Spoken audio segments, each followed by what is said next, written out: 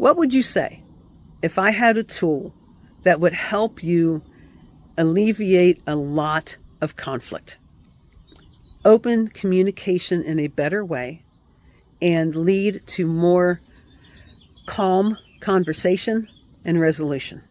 This is Sue with My Step Ahead. I am an ACC certified master life and mental health coach, and I am here to build a bridge between mental health and everyday life. So say there's a situation where you are in a conversation with someone and they have some feedback they want to give you. It might be something that happened. It might be at work. It might be a spouse. It might be a child. It might be a neighbor. And they say, well, you did this. And I saw you do this and you said this and all these things. How would you feel? How do you feel when you heard me say, you did this, you said this, and you heard my tone of voice come off a very, very accusatory? Did you find yourself getting defensive? Your guard going up a little bit? Hey, whoa. Let's slow this train down a little bit. That is natural and to be expected. And there is a tool that I want to give you now that can help disarm a conversation from your end of the spectrum. You cannot control someone else's communication style. You cannot control how someone else interacts. You can control and are responsible for controlling your response, how you interpret it, and how you allow that conversation to affect you moving forward. So what do I mean? There's a tool that I teach my coaching clients, and it's called Without Attachment. It helps remove the emotion from a situation and see the situation for observable behavior. So I liken it to filling out a police report, just the facts. Just tell me what happened. And you take out the judgment, the attachment that you have made to a situation. So for example, say somebody comes to you, say I come to you, or better yet, you come to me. You say, you did this. You didn't do this. You said. And I'm like, hang on now, you're accusing me of things. That may not be the whole story. It's not how I remember it. Now I could look at him and say, what do you mean? I don't want to gaslight somebody and say that they're not remembering correctly. I don't want to discount what someone else is feeling. They're obviously frustrated.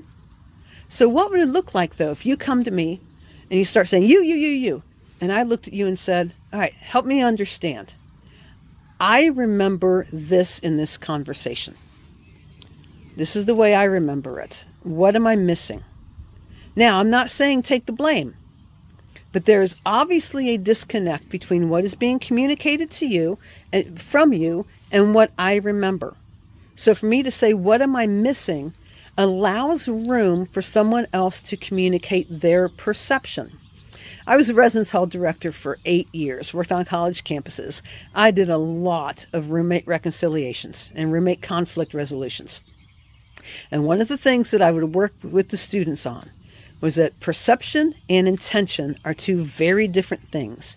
People communicate based on their intention, and people receive that communication based on their perception. Intention and perception are two different things. That is critical to keep in mind when you're in a conflict with someone. So in this situation, you're coming at me, I'm feeling attacked, and I want to try to lower the guard. I want to lower my guard. I want to try to diffuse the situation because you are obviously frustrated about something I may be totally clueless about. And I don't want to say, I don't know what you're talking about, you're crazy, it didn't happen that way, because that's discounting somebody. And I want to show respect and honor somebody else, because if they have the courage to come to me with a concern, I want to listen because something happened that frustrated them and they care enough to come to me. So in this situation, come to me and I'm like, hey, hang on, okay, help me understand, I'm missing something here. And they share what happened. Then I can say, okay, I appreciate you sharing that. Again, you want to validate somebody. And then, I appreciate that. I don't remember it that way. I had heard this. And that is what I was acting on. And when you can fill in the gaps, because the other person only has part of the story too. Each person only has a part of the story. And we need to be able to come together in a calm way to figure out what are the rest of the facts. When we can remove the emotional attachment we have to something, we're able to then look at it more objectively. When you look at it objectively, it becomes a partnership to solve a problem, not a conflict to prove somebody wrong or to be proven right. There's a lot of other stuff behind that. There's a lot that goes into that. And that's a topic for another day on another video. For this one, I just want to share with you the concept of without attachment. I want to help give some tools when you find yourself in an argument. So maybe your teenage child is late getting home. And immediately you're thinking, they don't respect me and they're not listening to the rules and I'm going to ground them and they're not going to I'm going to take their phone. They're not going to be able to drive because they didn't do what I told them to do. True. So observable behavior is the child was late for curfew. And what's the reasoning behind it?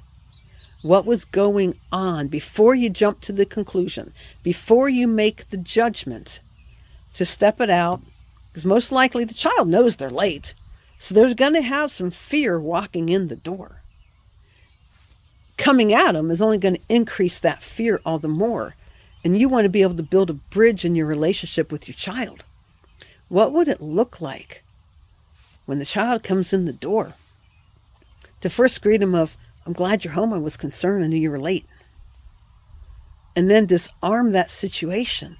And then talk about the curfew violation and understand the rest of it. And then decide, is there some kind of consequence that needs to be in place as a result of it?